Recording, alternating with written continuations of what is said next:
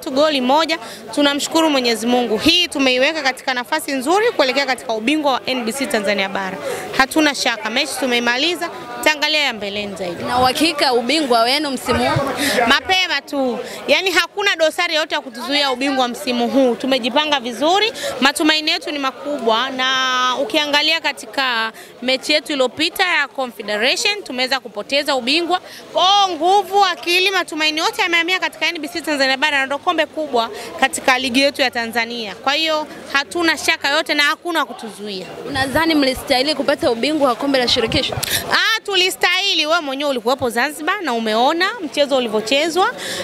Nafikiri ni nguvu zimetumika kutunyima ubingwa wetu, lakini mwisho wa siku tumepokea. Unapokuwa mtu wa football lazima upokee matokeo yote. Kuna watu kwenye mpira wa Afrika wana nguvu zaidi kuliko sisi. Sisi bado ni so wakubwa sana katika soka la Afrika. Tunajitafuta kujenga katika nafasi nzuri, lakini wenzetu wana nguvu kubwa.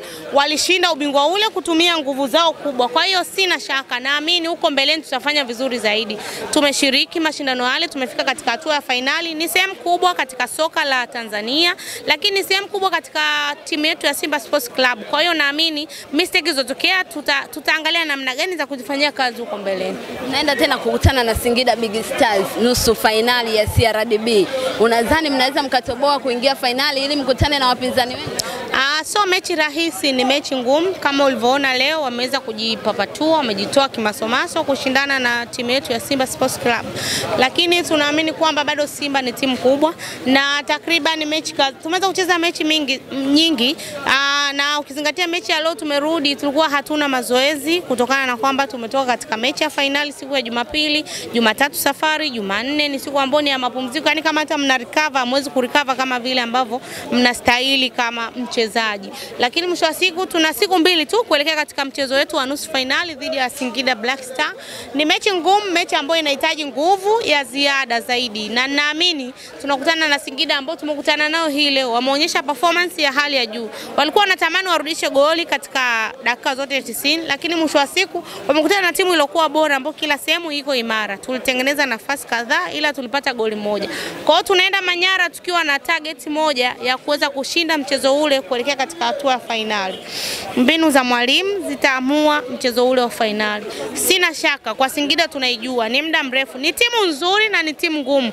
Tunakutana nao mara kwa mara, lakini kutufunga kwao sisi ni ngumu. Matokeo kupata kwake ni rahisi kwetu, japo sio kwa wingi wa magoli.